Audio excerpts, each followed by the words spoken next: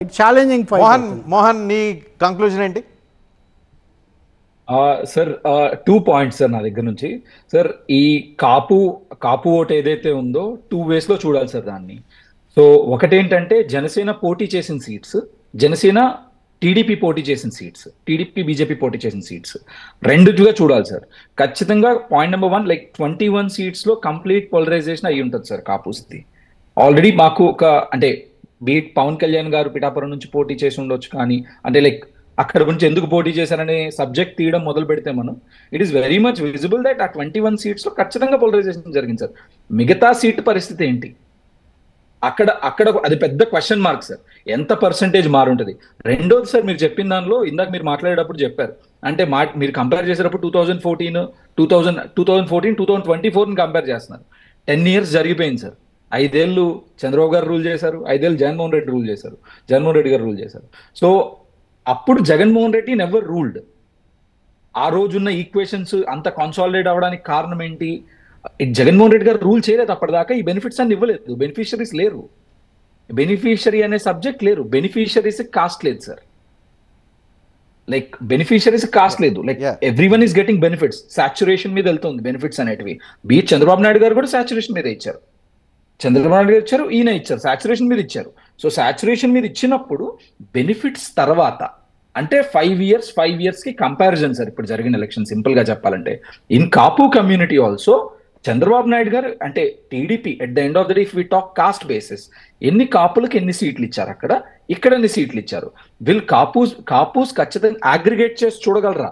అంత bigger picture లో చూడగలరా దాన్ని, ఆ సబ్జెక్ట్ ని? అంటే ఇప్పుడు పవన్ కళ్యాణ్ గారు ముందు 50 తీసుకుంటారన్నారు, 50 నుంచి 24కి వచ్చింది, 24 నుంచి 21కి వచ్చింది. చాలా మంది కాపుస్ డిసైడ్ ఉన్నారు. But that is the most strategic move any politician can do. అంటే లైక్ పర్ఫెక్ట్ స్ట్రోక్ అది. హీఈస్ ద హీరో ఇఫ్ కూటమి విన్స్ టుడే. బట్ ఒకవేళ అంటే కమ్యూనిటీని ఓన్ చేసుకోలేకపోయారు ఆ డెసిషన్తో. ఆ కమ్యూనిటీని ఓన్ చేసుకోలేకపోయిన ఫ్యాక్టర్ ఇప్పుడు ఎలా చూపించింది ప్రభావం ఈ మిగతా సీట్లలో? ఆ 21 కాకుండా మిగతా సీట్లలో ప్రభావం ఎలా చూపించింది అనేది పెద్ద క్వశ్చన్ సార్. ఐ థింక్ ఆ 21 సీట్లలో అయితే మాకున్న ఫీల్డ్ టీమ్ డేటా ప్రకారం క్లియర్గా దెర్ ఈజ్ అన్ ఎడ్జ్. 21లో కాపు పోలరైజేషన్ క్లియర్ కనపడుతుంది. అంటే I mean to say that Telugu Desam transfer అయింది అనుకుంటున్నారా, అవదనుకుంటున్నారా? కేవలం కాపు లెక్కలో తీసినవి కాదు, అది మనం క్లియర్ గా కాదు. అక్కడ కన్సాలిడేటెడ్ గా కొంచెం కాపులు ఎక్కువ ఉండే అవకాశం, వాళ్ళు 100% పోలరైజ్ అయ్యారు.